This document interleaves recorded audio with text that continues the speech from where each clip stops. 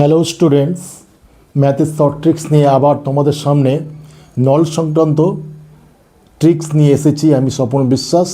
দেখো, গুরুত্বপূর্ণ এই অঙ্ক পরীক্ষায় পড়ে। দুটি নল এ ও বি একটি খালি চৌবাচ্চা যথাক্রমে 24 মিনিটে ও 32 মিনিটে পূর্ণ করতে পারে।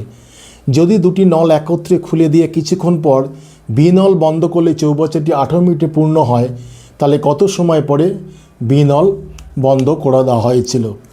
তাহলে এক্ষেত্রে শর্ট ট্রিক্সটা দেখো, খুব সুন্দর। তাহলে বি নল বন্ধ করে দেওয়া হচ্ছে, তাহলে কত মিনিটে খালি করছে? দেখ, বি 32 মিনিটে খালি করছে। সেটা 32টা আগে রাখলাম, ফার্স্ট ব্র্যাকেট দিলাম, 1 রাখলাম, 1 মাইনাস, তাহলে কত মিনিটে পূর্ণ হচ্ছে? 18 মিনিটে।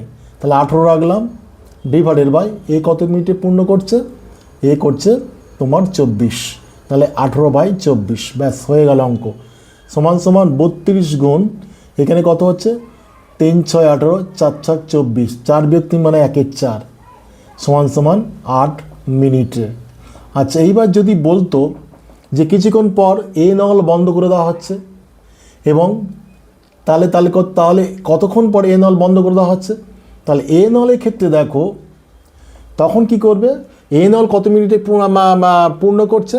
এ নল পূর্ণ করছে 24 মিনিটে, তখন কিন্তু 24টা প্রথমে রাখবো, ইন্টু 1 মাইনাস 18 যখন রাখে 18, তাহলে তার উল্টো বি কত করছে? 32 মিনিটে। বোঝা গেল?